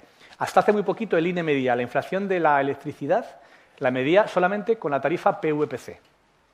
¿Os acordáis de cuando dijo Sánchez Galán la de los tontos? Esa, PVPC, la tarifa regulada, la tarifa protegida, que en el año 2022 usaban solo el 30% de los españoles. El otro 70%, que están en mercado libre y que hacen ofertas a los que no les ha subido tanto la inflación, porque fijas un precio para todo el año, el INE no lo medía. Con lo cual, cuando calculaba la subida de la luz, lo hacía solamente mirando al 30% de los datos, y no al 100%. Lo han arreglado este mes, ya por fin, 2 años más tarde. O sea que creo que con los datos económicos, de verdad, hemos hecho récord de recaudación fiscal sin subir los impuestos, porque no han subido. Y el tema del empleo es que es innegable. Yo creo que si hubiese una ministra de Trabajo del Partido Popular que llega a los 20 millones de empleados, tendría una plaza en cada pueblo.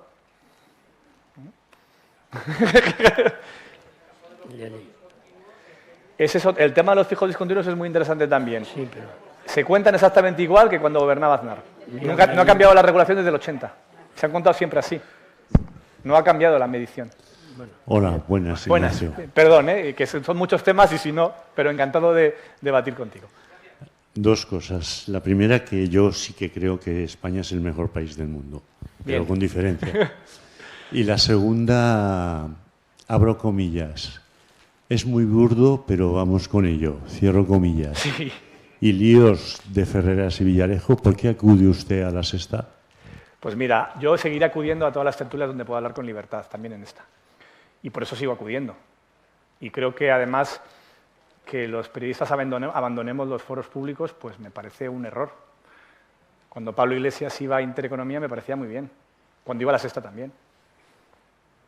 Yo creo que pensar que dejar los foros públicos mejora la visibilidad de tus ideas, pues me parece un absoluto error. Y por eso sigo acudiendo. Con nuestros socios, esta pregunta que tú has hecho es muy habitual. En los encuentros que hacemos con socios en el diario, muchos me lo dicen. Oye, ¿por qué sigues yendo a la tele? Y siempre respondo lo mismo. A mí me han echado de algunas tertulias porque he sido incómodo, porque no ha gustado alguna cosa que he dicho. Me echaron de la SER hace unos años, luego me han vuelto a admitir. Me echaron de Televisión Española en cuanto gobernó Mariano Rajoy, me sacaron de Televisión Española en el año 2012. Y no descarto que me vuelvan a echar de 1000 sitios más, pero lo que no voy a hacer es irme yo. Me parece que abandonar el debate público es rendirse. Yo es que creo que si no vamos y no acudimos, la audiencia del programa baja y entonces la tertulia más vista en España es la de Ana Rosa, o sea que esa premisa no acaba de cuadrar. O sea, si la gente verá el programa que haya, no el que nos gustaría que hubiera. Y yo intentaré ir siempre a dar mi opinión y a defender mis ideas y sobre todo a defender mi información y darla a conocer con la independencia que lo hago siempre. ¿Cuántos programas en la 1 por no haber se han cerrado? ¿En la 1? Sí. Pues eso lo tendrá que contestar la 1, no sé decirte. Tintola sabes que es amigo mío, hablo mucho con él, le he presentado varios libros, pero no sé, yo creo que de la 1 tendrá que responder el gobierno. Yo creo que el gobierno podría hacerlo mejor en la 1. Yo voy a...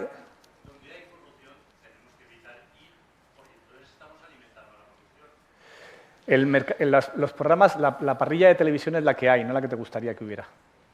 Ese planteamiento es, como ha habido corrupción en el Parlamento, no vayamos. Nos quedamos en casa pensando muy fuerte y no, pues no, es que me parece que es un error.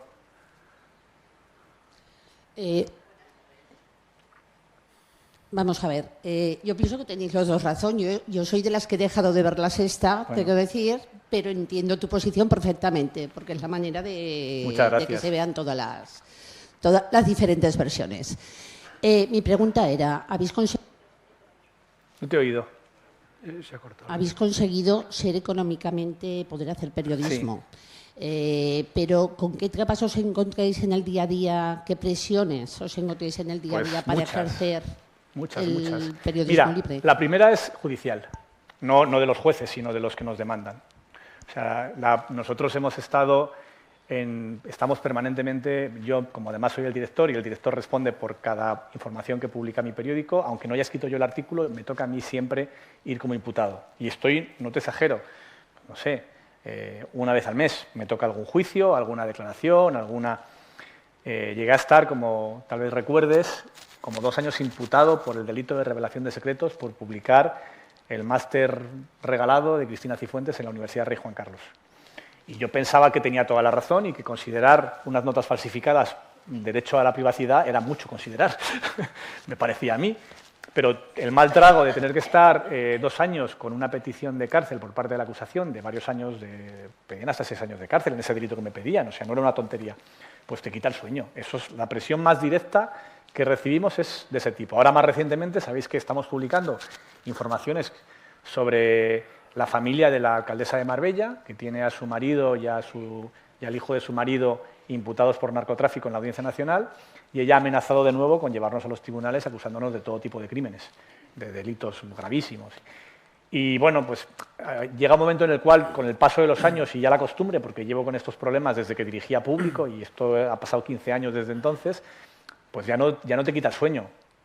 Quitar el sueño es el término literal, es de quedarte noche en blanco y diciendo ¿en qué lío me he metido? Que es una manera de presionarte muy evidente. Si dices, ¿para qué me habré metido en este follón?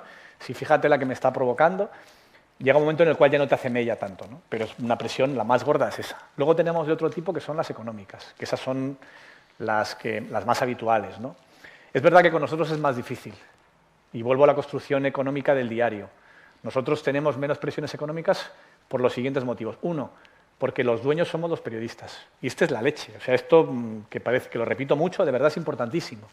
Porque a mí normalmente cuando trabajaba en otros medios, a mí las presiones me llegaban de arriba. No me llegaban de enfrente, me llegaban de mis dueños. Eran los que te decían, cuidado con esto, que era de ahí de donde venía. Sobre todo cuando eran empresarios, que no hablo de mi caso en concreto, pero sí de muchos otros compañeros de profesión, cuando tienen editores que tienen intereses en 15 sectores y que están en negocios muy distintos y que en realidad la prensa es una cosa lateral, ¿no? Que no es realmente lo que es un negocio principal. Por ejemplo, yo soy de Burgos. Allí tenemos 2 periódicos, el Diario de Burgos y el Correo de Burgos. Uno es de un constructor condenado por corrupción y el otro es de un constructor imputado por corrupción. Pluralidad informativa. ¿Alguno de los 2 tiene interés en la prensa? Pues tiene, pero ¿es su negocio la prensa? No, es un negocio la construcción. ¿Y por qué le interesa la prensa? Pues porque tiene mucha influencia en algo que le afecta directamente. Entonces, ese segundo problema de la presión de los dueños, nosotros afortunadamente no la tenemos. Y luego el tercero tiene que ver con la presión de los anunciantes. Si tú tienes anunciantes muy, muy grandes, estás preso de ellos. Nosotros en el estatuto hemos puesto como obligación que ningún anunciante puede superar el 10% de los ingresos del diario. O sea, que ninguno puede ser too big to fail. Ninguno puede, que si se van, que se vayan. Y de hecho se van, ¿eh? Tenemos problemas de anunciantes que se enfadan por informaciones y nos retiran la publicidad. Nos ha pasado. Pero como mi primer fuente de ingresos son los lectores, más que ningún anunciante individual, pues aguantamos. Luego también tenemos problemas de presiones, pero estos son un poco más abstractos y que son un poco colaterales de nuestro modelo de financiación, que es socios enfadados porque no les gusta un columnista, o no les gusta un articulista, o no les parece bien que yo vaya a La Sexta, y que se dan de baja por eso. Claro, nuestro modelo es muy complicado, en el sentido de que tú puedes leer el diario.es sin pagar, no es obligatorio. Entonces es fácil castigarnos, pero seguir leyéndonos. Porque es una decisión, es como si tú vas todos los días a un bar y dices, póngame un café. Muy bueno el café, pero hasta que no despida la camarera, que es una borde, yo no vuelvo. Yo no pago, hasta mañana. Entonces nos pasa mucho, ¿no? Lectores que confían en nosotros a diario para informarse, pero que se han enfadado por algo y dicen, ya no te apoyo más. No te apoyo más, pero te leo todos los días. Y esto a veces nos ocurre, sobre todo cuando hablamos de asuntos que a nuestros lectores no les gusta leer. Cuando contamos que hay bronca en los partidos que votan, o cuando contamos que hay lío en un político de los suyos, o cuando contamos... Hay una viñeta muy buena de Manel Fondevila, de nuestro viñetista, de un señor con una pancarta, que decía algo así como, quiero prensa libre, independiente, objetiva, rigurosa y que diga siempre lo que quiero leer, y que siempre me dé la razón. Entonces esto a veces nos pasa también. Con los columnistas yo defiendo mucho la pluralidad de mis columnistas, en el sentido de que nosotros tenemos 100 firmas, cada uno de ellos tiene una opinión sobre cada tema, muchas veces son contradictorias entre sí, cada uno dice una cosa, otro la contraria, y lo cual es normal, porque en los periódicos libres esto pasa. Los únicos periódicos donde todos piensan igual es donde solo piensa uno, que es el que manda. En los demás, lo normal es que cada uno piense de manera independiente. Pero claro, cuando a un lector no le gusta una opinión, la que sea, te dice, tu línea editorial ha cambiado. ¿Por qué? No, por este artículo. Y dices, bueno, pero ya has leído esos otros 15. Ya, pero fíjate lo que dice este. Porque todo el mundo se queda con el que no le gusta. El que sea, ¿eh? Que cada uno elige a su columnista odiado. Y considera que todo el periódico está defendiendo esa posición, cuando en realidad La prueba de que un periódico es libre es precisamente que de cuando en cuando te lleve la contraria a alguien, que haya una opinión libre, porque si no, no tienes un periódico libre. Y esto, aunque no lo parezca, también es a veces una presión para nuestra independencia. Sí, aquí había una... ¿Yo? Había ahí una ¿Y allí pregunta. había alguien más? ¿Puedo? Sí, estás tú, perdona, que no te Sí. veía. Buenas tardes. Mira, quería saber, usted ha hablado mucho del PSOE Perdón, y el perdón. gobierno del PSOE, pero también está Unidas Podemos. Sí. ¿Qué papel tiene Unidas Podemos en la construcción de España y qué futuro le espera al PSOE sin Unidas Podemos? Si va a tener futuro. Yo creo que ahora mismo en el PSOE asumen que sin Unidas Podemos no hay gobierno de coalición posible. No lo hay, no hay gobierno de coalición posible. Y luego también, he hablado muchas veces he hablado del gobierno en su conjunto. Muchas de las cosas que explicaba de la reacción que provocan las alianzas en el electorado progresista también es asimilable a votantes de Unidas Podemos. Creo que Unidas Podemos, antes como Podemos, ahora como Unidas Podemos, afrontó una idea nacional más ambiciosa que la que ha afrontado el PSOE, que era más conservadora. O sea, afrontó abiertamente una construcción nacional, plurinacional, y de hecho el resultado fue que en el año 2015 Podemos fue primera fuerza en Euskadi y en Cataluña, porque fue el primer partido que se atrevió a intentar un modelo de integración. Y eso yo creo que tuvo en su momento bastante importancia y que probablemente sin el empuje de Unidas Podemos muchos de los pasos que ha dado el PSOE en muchos ámbitos, económicos por supuesto, pero no solo, no habrían ocurrido. Ha habido mucha... Ahora, por ejemplo, el Gobierno presume y hace muy bien de la subida del salario mínimo, pero yo recuerdo que la primera subida del salario mínimo fue una imposición de Podemos en la moción de censura y que luego vieron que funcionaba muy bien y se apuntaron todos, porque es verdad que además la subida del SMI había una cantidad de apriorismos que se consideraban casi como la ley de la gravedad o la de la relatividad o la newtoniana. Si se sube el salario mínimo aumenta el paro, que luego se demostraron completamente falsos.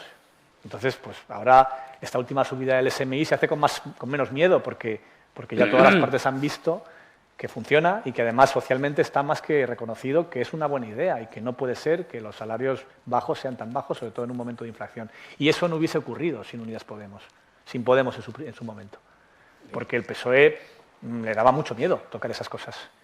Y en la construcción nacional creo que el partido que más ha intentado entender todo esto fue aquel Podemos. Luego después ha dado muchas vueltas y creo que que ahora mismo el PSOE sí que ha asimilado mucha de esa parte del discurso, sobre todo con pasos como lo de los indultos o el intentar arreglar todo el tema catalán, que era algo que sin un gobierno de coalición dudo que se hubiera atrevido a tanto, pero que en origen viene de ahí, claro que sí. Buenas tardes. Me alegro de que hayamos hablado un poco ahora de la gente socia del diario.es. Y yo soy socio del diario.es y no quiero, sí quiero una prensa independiente y libre en este país, pero no quiero que necesariamente los periodistas hablen o digan lo que yo pienso. Lo que sí me gustaría es que los periodistas, cuando tuvierais conocimiento de un tema que no se está tratando, se aborde. En este momento hay dos periodistas en España con los que yo he contactado directamente y personalmente hemos hablado. Ya sé quién eres. Que son Gervasio Sánchez, que salió el sábado hacia Ucrania nuevamente y que ya tiene desde antes, pero le pilló ya en otra zona y no pudo entrevistar a la persona de la que le pasé un contacto personal, que es el secretario general del movimiento pacifista ucraniano. Y aquí quería abrir un poco el foco. Entiendo que estamos hablando de una cuestión más local o del país, pero también estamos hablando en cierto sentido de pensamiento único, de formas de abordar la información de lo que sucede aquí y fuera de aquí. El otro periodista que tiene ese contacto es el director del diario.es. Lo tiene desde hace varios meses. Me extrañó que en su momento no se hablara de la posición de la gente que rechaza la guerra en Ucrania y pues me esforcé en comunicar al periodismo que había un movimiento pacifista ucraniano.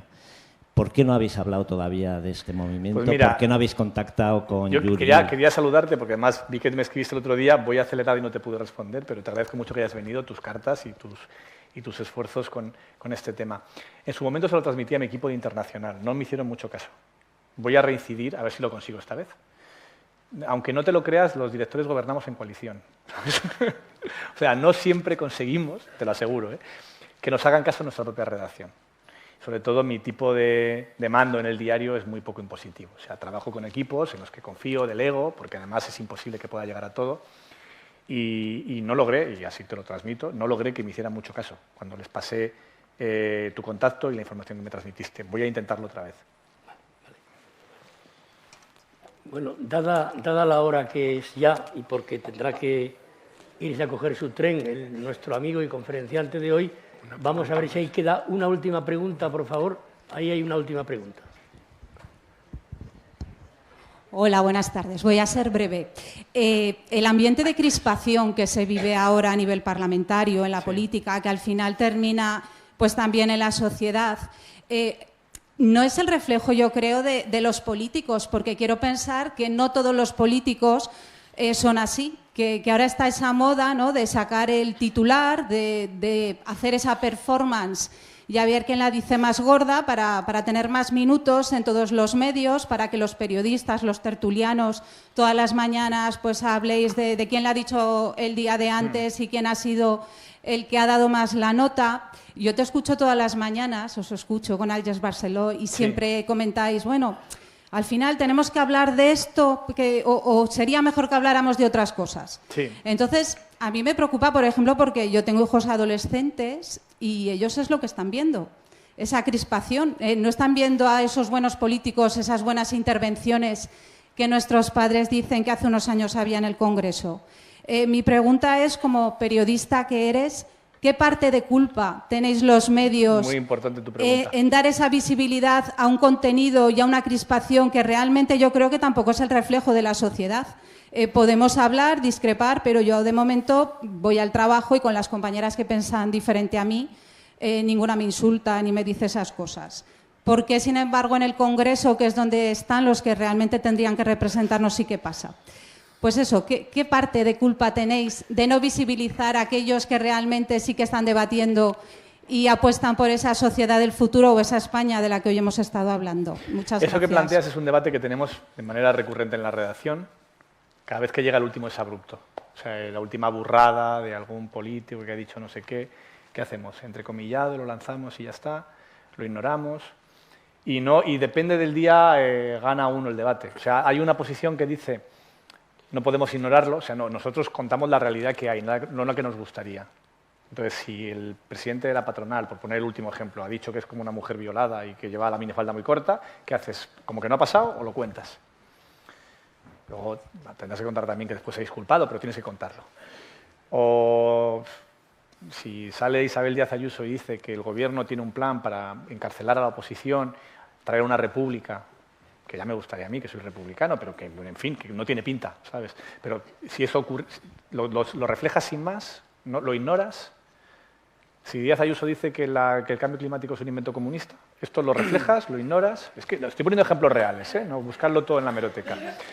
Es, por un lado, nosotros intentamos huir de que nuestra información sea solo eso, porque me parece, si no, además, que nos genera un problema, que es que hay una parte de nuestros lectores que acaban diciendo no quiero ni leerlo, es que esto es tan infame, tan desagradable, tan maleducado, que no quiero leer malas noticias, cabreo, gritos.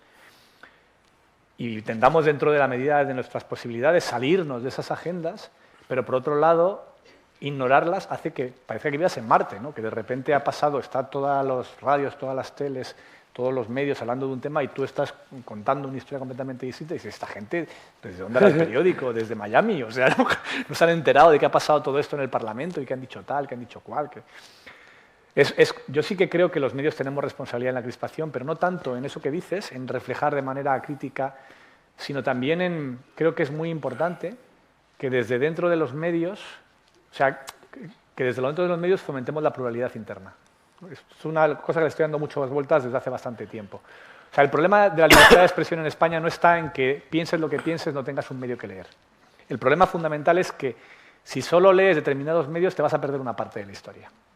Para mí, Y yo que le doy muchas vueltas y me podéis creer o no, pero me siento muy responsable de lo que hacemos. Me quita mucho el sueño pensar que desde las cosas que hacemos en el diario pueden tener consecuencias positivas o negativas. Le damos muchas vueltas a cada paso que damos en el periódico. Me preocupa mucho eso, que desde el diario fomentemos la deshumanización de los que no votan igual, que desde el diario asumamos que la gente que no vota igual es una desequilibrada o es una psicópata o es una...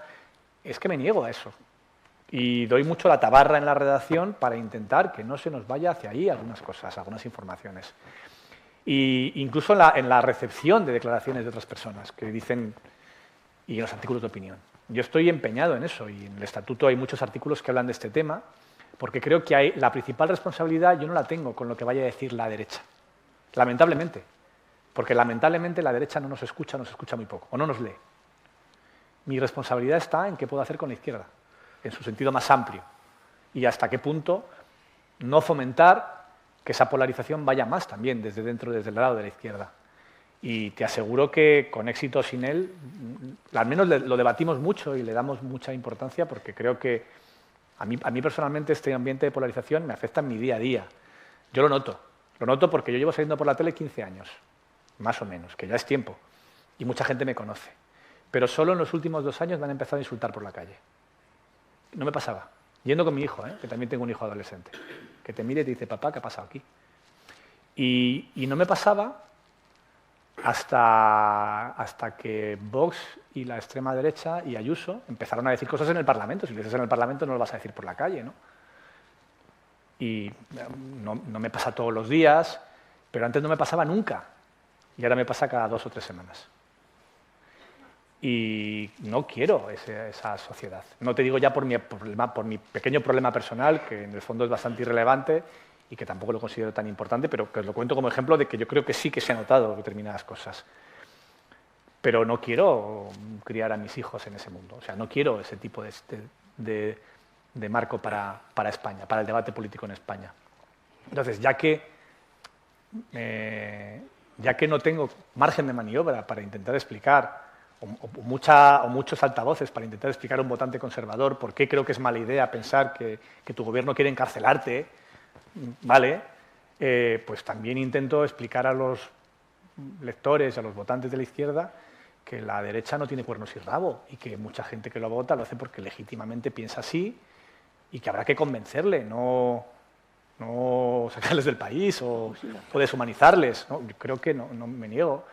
Y además yo estoy seguro de que todos vosotros tenéis amigos de izquierdas, de derechas, de centro reformista. Pues un ejemplo muy concreto, con eso ya termino, que pasó hace poquito. ¿Visteis lo que pasó con el candidato del PP al Banco de España? ¿Vale? El candidato del PP al Banco de España es un economista reputadísimo, que le nombraron consejero del Banco de España. Salió en prensa que había firmado un manifiesto a favor de Ponsatí. Y lo había hecho porque Ponsatí era compañera suya en la universidad. Claro, si tú quieres ser político y te quieres dedicar a la política, tú sabes que hay cosas que son tóxicas y que no puedes tocar ni con un palo, porque se convertirán en tus antecedentes penales al cabo del tiempo, ¿no? Pero cualquier ciudadano normal sabe que muchas veces el apoyo o el respaldo o el abrazo o incluso la firma de un manifiesto tiene más que ver con simpatías personales a esa persona y a empatizar con que está viviendo fuera de su país y ha tenido que salir corriendo, aunque te parezca mal lo que han hecho, que con decisiones políticas. Si esa persona era la ideal para el puesto, deja de serlo por haber firmado ese manifiesto y tiene que dimitir. Pues qué España más triste, ¿no? O sea, qué desastre. Y te hago un planteamiento de alguien que es un consejero nombrado por el PP, propuesto por el PP y que dimite él, probablemente presionado por ese entorno en el que de repente se ve arrastrado por los pelos en el barro de la política. También, si la política es eso, un sitio de pim pam pum y barro, ¿quién va a ir a la política? Narcisistas, exclusivamente. O ladrones. O gente tan sacrificada que se va allí a ponerse perdido por todos los demás. Pero o asumimos como sociedad buscar entornos donde podamos hablar con más normalidad como lo hacemos en nuestra vida cotidiana, o esto va a ser invivible. Probablemente sin violencia, pero con odio, como decía al principio. Muy bien, muchas gracias y buen viaje. Bueno, pues aplauso.